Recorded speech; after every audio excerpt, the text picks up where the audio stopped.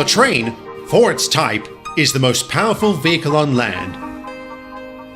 And the engines of Sodor are the power behind the docks, industries and branch lines that make up the world-renowned Northwestern Railway. These are the stories of Sodor.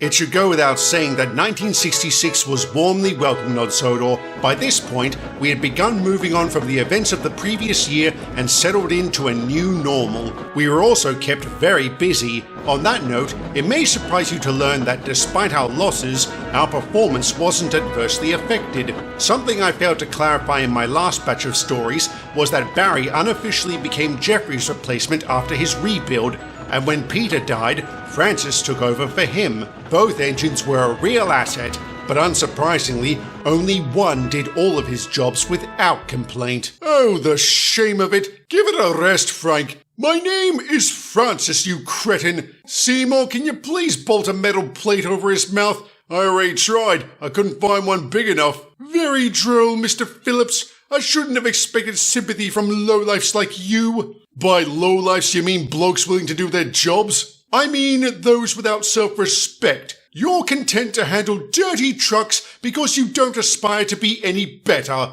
And how would pulling coaches make us better? They would endow you with a level of prestige unattainable through goods work. How many truly famous freight trains can you name? The Flying Kipper. Ah, Sir Topham, just the man I wanted to see. You can save your breath, Francis. I'm not taking you off goods trains. But sir, this is intolerable. I was not built for such degrading work. There is nothing degrading about doing your job, even if the task in question is beneath me. Because you're an express engine, so are Gordon and Reginald, but they pull the occasional goods train. The operative word being occasional. I've been handling trucks for the past week. And how long has it been since you pulled coaches, Barry? I don't know, sir, but I'm happy to do whatever you need. That's good, because there's an upcoming rail tour in need of an engine. You want the job? Yes, sir. Thank you, sir. What? Why does he? Because I reward good behavior. And if you open your mouth again, you'll be handling trucks from now until Christmas. Do you understand? Wise decision. Now, changing the topic, James, you'll never guess who's coming for a visit. Mr. Woolley. Really? That's great! Who's Mr. Woolley? Bernard Woolley. He used to be Sir Topham's deputy before he was transferred to head office. Failing upwards, I called it. What's the occasion, sir? A holiday, I imagine. He's due in on the 11:30. Then you might want to know, sir, that it's 11:20. Thank you, Mr. Phillips. I'll head over to the platform. Excuse me, gentlemen. God, the absolute nerve of that man. I think he revels in my humiliation. Is he always like this? No, sometimes he's a real git. Very droll, Jane. Oh, shut up!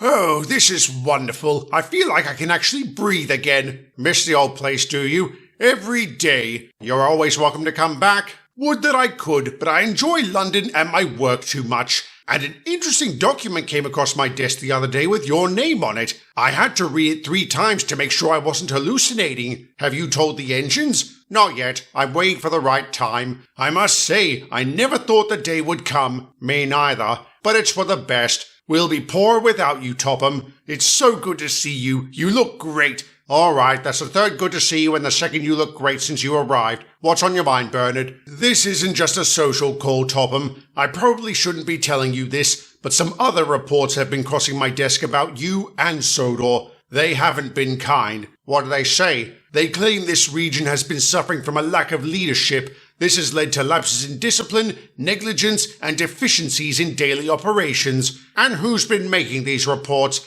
I don't know. Their name has been redacted. Whenever I see that, it's to protect the identity of whistleblowers. So it could be one of my own people? I can't believe that. Neither can I. Whoever this person is, they've really got it out for you. So much so that head office is planning to launch a surprise inspection next week. Fine, let them come. We have nothing to hide. I didn't think you did, but I still feel you deserve to be warned. Glad to know you're still loyal, Bernard. After last year, this is all we need. I'll say, how do you think the engines will react? Oh, I know exactly how. Disgraceful! Disgusting! Despicable! Disdainful! Downright daft! I know, but we needn't work ourselves up into a lather. Like I told Mr. Woolley, we have nothing to hide. Even so, sir, this inspection is bound to be a damn inconvenience. No doubt. Nevertheless, we will fully cooperate with the inspectors when they arrive, and try to look surprised when they get here. Good night, engines. What a load of rubbish! Who'd have the nerve to stab Sir Topham in the back like this? Well, my former crew weren't too chuffed when he gave them the sack. Maybe Rob has another psychotic brother out there. Or maybe the informant isn't even human. You can't possibly mean one of us, James. No, I mean a certain spam can. Come on, James. Frank's a git, but I can't see him doing this. Why not? They've never gotten along. And he blames Sir Topham for constantly putting him on goods trains. Exactly. Even if it is him, how do we prove it? We watch him, especially when he's talking to the workers. He obviously couldn't have written the reports, but maybe he has an accomplice. And if it is him, we expose him for the rat he is, assuming nobody wants out. No? All right, we'll start watching him tomorrow. And remember, the most important thing is to be stealthy.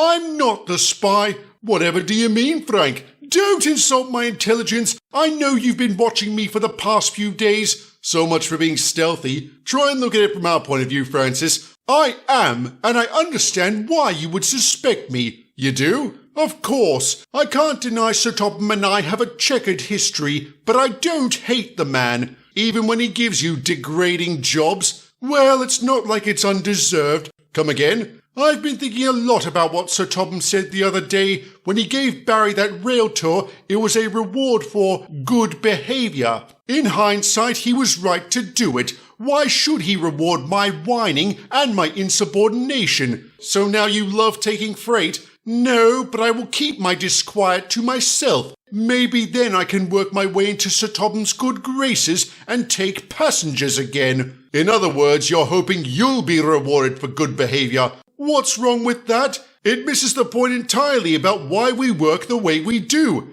James, I said I will not complain about degrading jobs because I hope to be rewarded, not that I expect to. Is that not the definition of a really useful engine? We'll agree to disagree there. And it's beside the point. Can you prove you're not the spy? No, I can't. All I can do is swear it isn't me. I have many negative qualities, but treachery isn't one of them.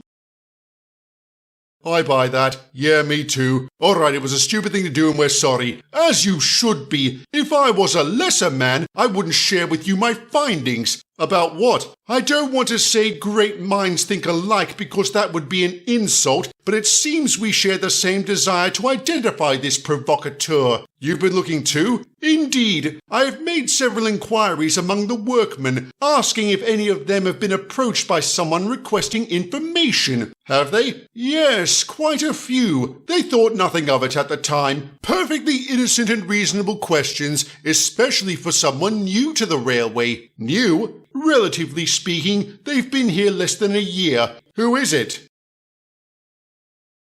Is this really necessary? Count your lucky stars we don't throw you in the ditch. And why would you throw Mr. Phillips into the ditch? Because we couldn't find a noose. Don't spies get hanged? Mr. Phillips, is this true? They make it sound worse than it is, sir. If there weren't witnesses, I'd punch you in the gob. What'd I ever do to you, mister? Nothing, sir. It wasn't personal. It was an assignment. I was sent by head office to work undercover. Why pick on us? Haven't we been through enough in recent times? Recent times are exactly why I was sent here. Sodor has always been held up as the crown jewel of British rail. For it to suddenly experience multiple disasters, we needed to know why. There's no great mystery, you twat. Some lunatic went on a rampage. But that lunatic wasn't responsible for everything, was he, James? I'll admit there were moments that were completely beyond your control, but I feel others could have been minimized or avoided entirely if not for your complacency. Complacency? Yes, you've all become too comfortable working under such lax conditions, and I'm afraid the blame for that must fall on leadership. Oh, poppycock! Sir Topham's leadership is the reason we survived last year so well. Anyone who says otherwise is a damn fool. And your flagrant disregard for regulations? We disregard nothing. We always follow procedure. Maybe not religiously, but we never compromise on safety or efficiency. Well, let's hope the inspectors agree with you. Can I assume you know about them? You can. Tell them we're ready for them. Just do it in person. Pack up your cloak and dagger and get out. Whatever you say, Sir Topham. Git. That was a nice thing you said, Francis.